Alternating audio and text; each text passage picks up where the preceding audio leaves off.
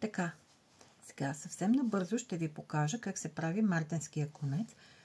Хубаво е винаги да знаем как се усукват бялото и червеното.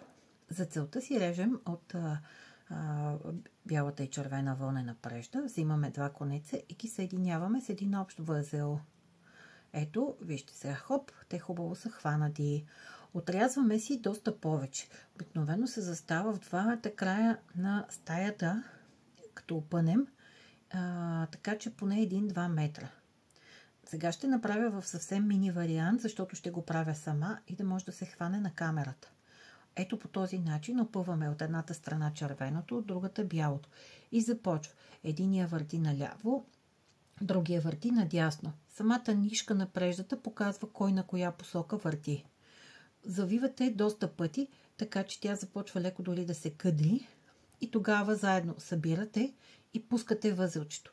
Когато пуснете възелчето, те се усукват, ето и вашия конец е готов. Честно казано е много забавно, когато сте така дълъг е конеца и когато сте в двата края.